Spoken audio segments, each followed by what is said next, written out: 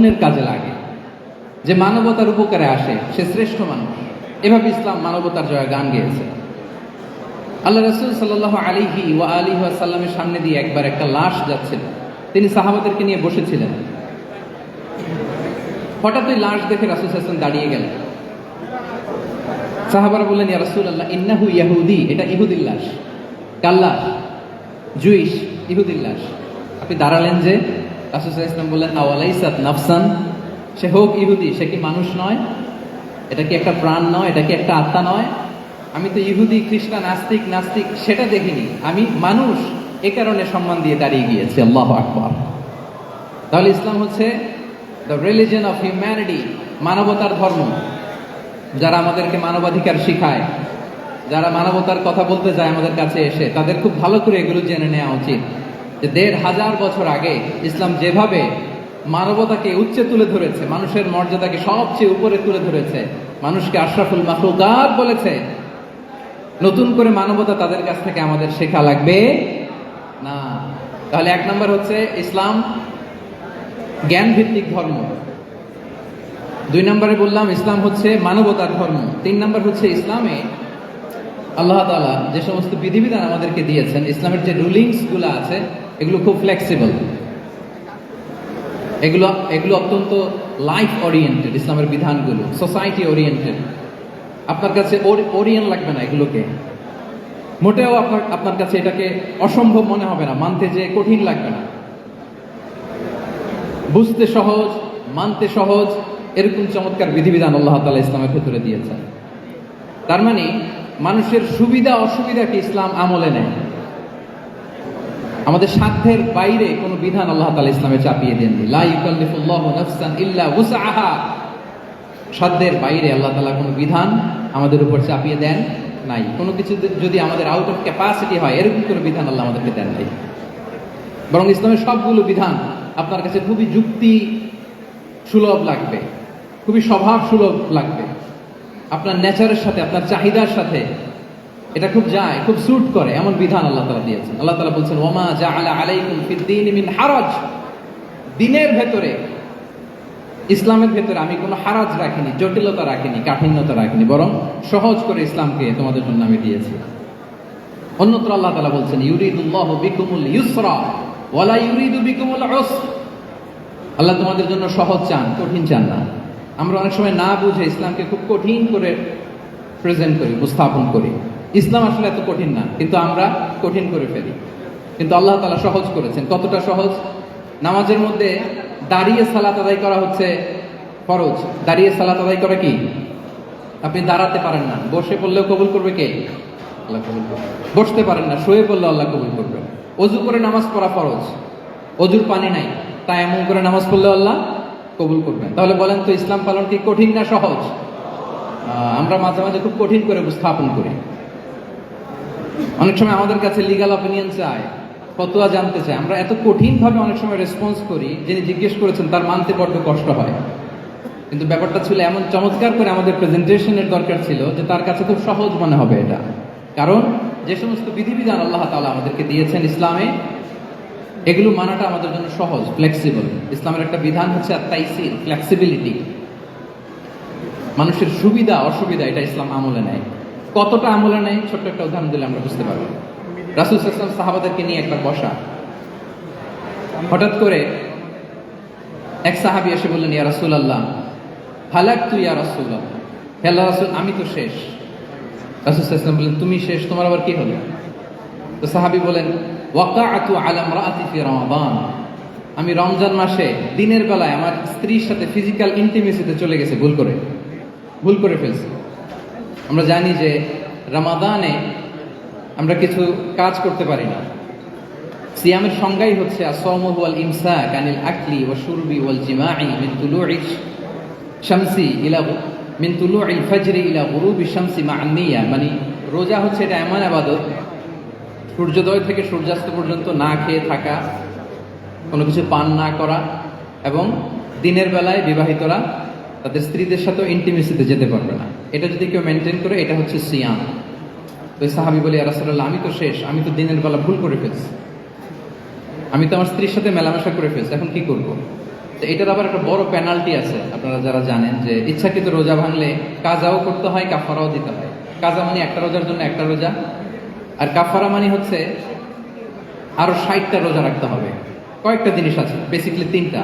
তো রাসূল সাল্লাল্লাহু আলাইহি ওয়াসাল্লাম তাকে বললো যে তোমার তো পেনাল্টি হয়েছে, তুমি তো বড় ভুল করে ফেলছো, তো তোমার কাছে কি এরকম কোনো দাস আছে যেটাকে তুমি আজাদ করে দিতে পারবা, মুক্ত করে দিতে পারবা, তাহলে পেনাল্টি আদায় হয়ে গেল। সে বলে, ইয়া রাসূলুল্লাহ, না, আমার তো এত সক্ষমতা নাই, আমার কাছে তো কোনো দাস নাই।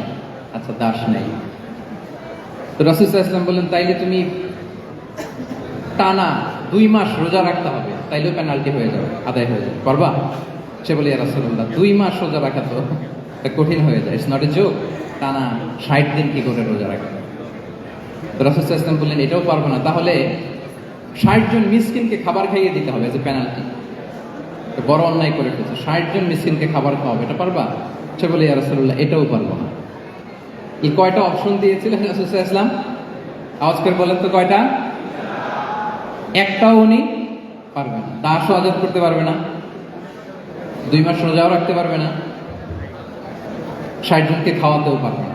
রাসূল সাল্লাল্লাহু আলাইহি ওয়াসাল্লাম বললেন, কিছুই যখন পারবে না, কি আর করা, যাও একটু অপেক্ষা করে দেখি কি করা যায় তোমাকে নিয়ে। তো রাসূল সাল্লাল্লাহু আলাইহি ওয়াসাল্লাম অন্যান্যদের প্রশ্নের উত্তর দিচ্ছিলেন, সময় যাচ্ছে যাচ্ছে, হঠাৎ করে রাসূল সাল্লাল্লাহু আলাইহি ওয়াসাল্লামের দরবারে 1 ঝুড়ি সাদাকার খেজুর আসলো, 1 ঝুড়ি।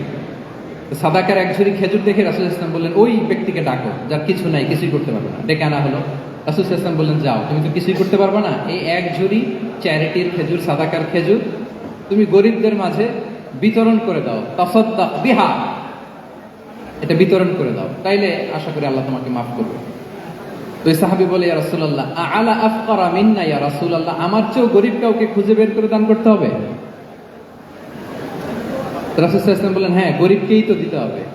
তো উনি বললেন যে, রাসূলুল্লাহ, পুরো মদিনার তল্লাটে আমার চাইতে গরিব কেউ আর নাই, আমি সবচাইতে গরিব। ফাদাহিকা রাসূলুল্লাহ হাত্তা বাদাত আনিয়াবু। এই কথা শুনে রাসূল সাল্লাল্লাহু আলাইহি ওয়াসাল্লাম হেসে দিলেন, এত হেসে দিলেন যে রাসূল সাল্লাল্লাহু আলাইহি ওয়াসাল্লাম এই পাশের চোয়ালের দাঁত দেখা গেল, এত বেশি হাসেন না উনি, নিজেকে ধরে রাখতে পারলেন, হাসি আটকে রাখতে পারলেন। ফাদাহিকা রাসূলুল্লাহ, হেসে দিলেন, হাত্তা বাদাত আনিয়াবু, ওনার দাঁতের এপাশ ওপাশ দেখা গেল। রাসূল সাল্লাল্লাহু আলাইহি ওয়াসাল্লাম বললেন, যাও, দাস মুক্তি করতে পারবো না, 2 মাস রোজাও রাখতে পারবো না, তারপরে 60 জনকে খাবারও খাওয়াতে পারবো না, এখন দিলাম চ্যারিটির 1 ঝুড়ি খেজুর, এটা গরিবদের মধ্যে দান করে দাও। তুমি বলো যে তোমার চেয়ে গরিব আর কেউ নেই, তো কি করা, যাও, তুমি তোমার ফ্যামিলি নিয়ে এটা খাও, তোমার ফ্যামিলির মেম্বার্স যারা আছে এদেরকে নিয়ে এটা কি করো, খাও। দেখেন আমাদের সুবিধা অসুবিধাকে ইসলাম কতটা বিবেচনায় নেয়। আসছিল পেনাল্টি দিতে, কথা বুঝতেছেন আমার? ওই সাহাবী রাসূল সাল্লাল্লাহু আলাইহি ওয়াসাল্লামের কাছে আসছিল কি দিতে, পেনাল্টি, এখন নিয়ে গেল কি, 1 ঝুড়ি। আল্লাহু আকবার করবেন না? দিস ইজ আওয়ার ইসলাম, যেটা নিয়ে আমাদের প্রাউড ফিল করা উচিত। কি বলেন? আমাদের যে ধর্ম জ্ঞানের কথা বলে, আমাদের যে ধর্ম মানবতার কথা বলে, আমাদের যে ধর্ম এমন বিধান দেয় যেটা মানতে পালন করতে আমাদের কষ্ট হয় না, বরং আমাদের সুবিধা অসুবিধা বিবেচনায় নেয়, সে ধর্ম নিয়ে, সেই ইসলাম নিয়ে আমাদের প্রাউড ফিল করা উচিত কিনা বলেন? শুনি নাই আমি, ইয়েস অর নো? গেল ফ্লেক্সিবিলিটি। আচ্ছা, অন্যের অধিকারের ব্যাপারে সচেষ্ট থাকতে বলে ইসলাম। সুবহানাল্লাহ। আল মুসলিমু মান সালিমাল মুসলিমুনা মিন বিলিসানিহি ওয়া ইয়াদিহি। মুসলিম তো সে যার হাত থেকে, যার হাতের অনিষ্ট, মুখের অনিষ্ট থেকে তার আশেপাশের ভাইয়েরা নিরাপদে থাকে, সে হচ্ছে মুসলিম। তার মানে আপনার হাত দিয়ে, আপনার কথা দিয়ে, আপনার কাজ দিয়ে আপনি আশেপাশের কাউকে যদি কষ্ট দেন, আপনি মুসলিম হতে পারবেন? আপনি আশেপাশের কাউকে কষ্ট দিতে পারবেন? আপনার নেইবরকে যদি আপনি কষ্ট দেন, আপনি মুসলিম হতে পারবেন না। আপনি অন্যের প্রাইভেসিতে যদি ইন্টারফেয়ার করেন, কারো প্রাইভেসি যদি ভায়োলেট করেন, আপনি ভালো মুসলিম হতে পারবেন? কারো পার্সোনাল স্পেসে যদি আপনি নাক গলান, আপনি যদি ইন্টারফেয়ার করেন, তাহলে আপনি ভালো মুসলিম হতে পারবেন? অন্যের অধিকারের ব্যাপারে ইসলাম আমাদেরকে সচেষ্ট থাকতে বলে। ইসলাম বলে, ওয়ালা তাজাসসু, খবরদার, খবরদার, গোয়েন্দাগিরি করো না, কারো পার্সোনাল স্পেসে নাক ঢুকিও না, যেটা তোমার ইস্যু না, যেটা তোমার বিজনেস না, ওখানে তুমি কবু যাবে না। কিন্তু আমরা এগুলো ভায়োলেট করি, দেদারসে, কি বলেন, করি না? অন্যের কোনো বিষয়ে আমাদের আগ্রহ থাকে বেশি, এরকম থাকে না? এনএসইউতে আলহামদুলিল্লাহ এরকম কেউ নাই? আছে এরকম? কারো পার্সোনাল বিষয়ে আমাদের কোনো ইন্টারেস্ট আছে? আছে না নাই? হাফ হাফ হয়ে গেছে, দেখছেন? আচ্ছা, অন্যের পার্সোনাল বিষয় জানতে খুব মন চায় কার কার, দেখি।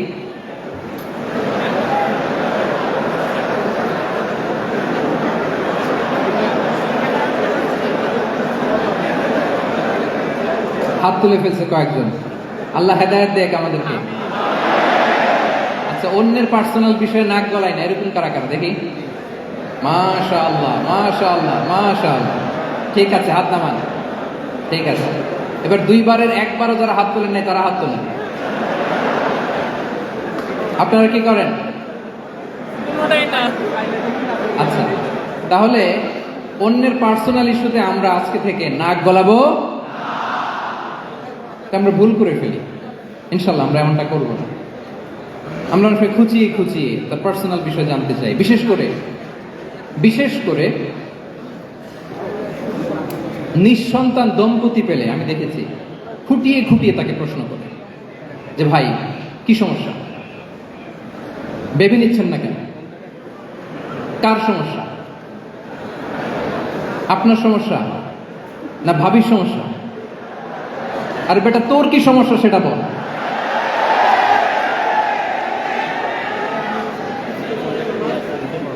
একজন নিঃসন্তান দম্পতি কি পরীক্ষার মধ্য দিয়ে যায় আমাদের কোনো আইডিয়া আছে? তার এই পরীক্ষার মধ্যে যদি আমরা কাটা ঘায়ে নুনের ছিটা যদি দেই তাহলে তার কেমন লাগে বলেন তো? আছে তো সে পরীক্ষার মধ্যে, খুঁটিয়ে খুঁটিয়ে আমরা তাকে বিব্রত করার চেষ্টা করি। আল্লাহ আমাদেরকে হেফাজত করুন। এগুলো আমরা করবো না, ইনশাআল্লাহ বলেন। তাহলে দেখেন, যে ইসলাম আমাদেরকে ইনস্ট্রাক্ট করে, খবরদার কারো পার্সোনাল স্পেসে নাক গলাবে না।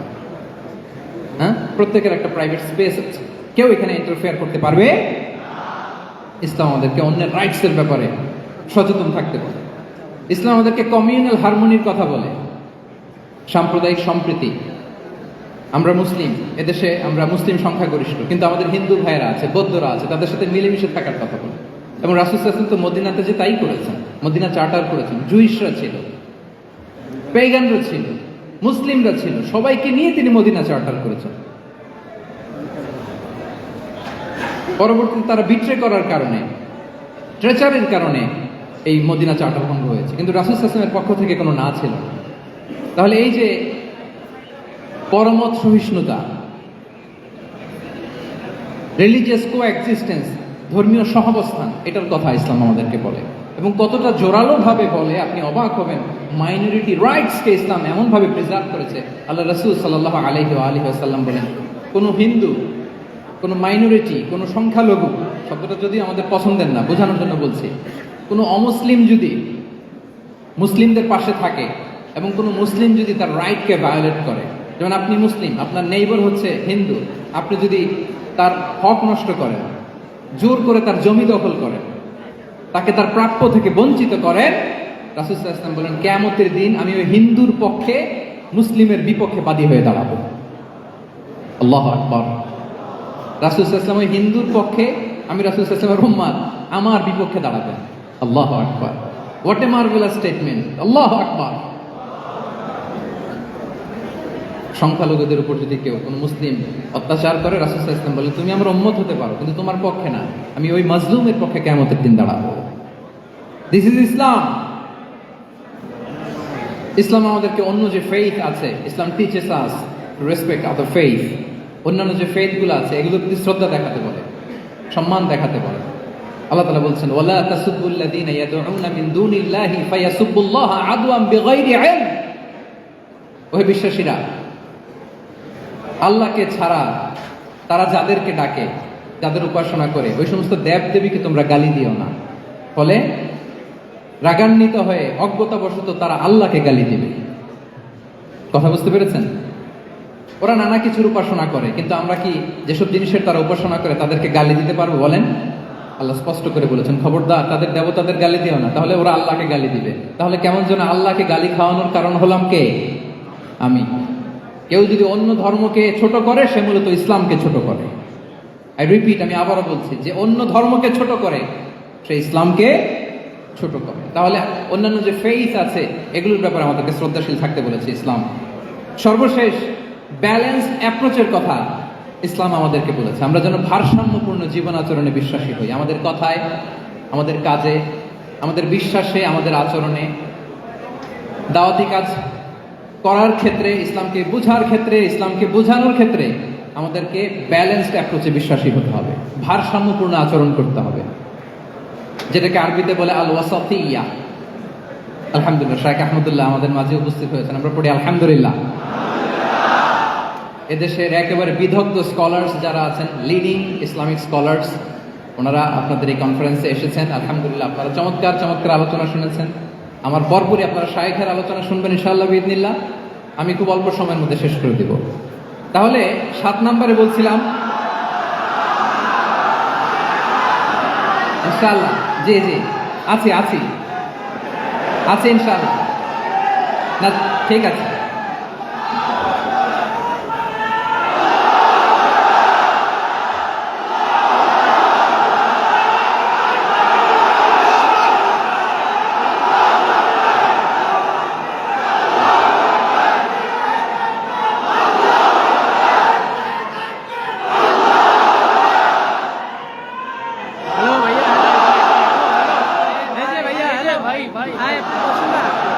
সম্মানিত সুধী মণ্ডলী, ওয়াকাযালিকা জাআলনাকুম উম্মাতান ওয়াসাতা লিতাকুনু শুহাদাআ আলান নাস ওয়া ইয়াকুনা রাসূলু আলাইকুম শাহীদা। আমরা হচ্ছে মধ্যমপন্থী জাতি। ইসলাম আমাদেরকে বাড়াবাড়িও শেখায় না, ছাড়াছাড়িও শেখায় না, বরং মাঝামাঝি থাকতে বলে। আলহামদুলিল্লাহ বলেন। আমরা শিথিলপন্থীও নই, আমরা কট্টরপন্থীও নই, বরং আমরা মধ্যমপন্থী। আমরা কোন পন্থী বলেন তো? আওয়াজ করে, আমরা কোন পন্থী? আমরা মধ্যমপন্থী। তাহলে ইসলাম বোঝার ক্ষেত্রে, বোঝানোর ক্ষেত্রে, ইসলাম পালন করার ক্ষেত্রে, অনুশীলন করার ক্ষেত্রে আমাদেরকে মধ্যম পন্থা অবলম্বন করতে হবে। বাড়াবাড়িও করা যাবে না, ছাড়াছাড়িও করা যাবে। আমরা শিথিলপন্থীও নয়, কট্টরপন্থীও নয়, আমরা হচ্ছে মধ্যমপন্থী। তাহলে এরকম অনেকগুলো ফিচার দিয়ে আল্লাহ তাআলা ইসলামকে বৈশিষ্ট্যমণ্ডিত করেছেন। আমি কেবলমাত্র 7টি উল্লেখ করেছি। আচ্ছা, আপনাদের কাছে কি মনে হয়, এই যে ফিচারগুলো দিয়ে আল্লাহ তাআলা ইসলামকে বৈশিষ্ট্যমণ্ডিত করেছেন, ওই ইসলাম পেয়ে, এই মুসলিম আইডেন্টিটি নিয়ে আমাদের প্রাউড ফিল করা উচিত নাকি উচিত না? বলেন। Of course, absolutely, we should feel proud of our Muslim identity. যে ইসলাম আল্লাহ তাআলা আমাদেরকে দিয়েছেন, এই মুসলিম আইডেন্টিটি নিয়ে আমাদেরকে অবশ্যই গর্ব করা উচিত। এখন আমি বলবো, হোয়াট শুড উই ডু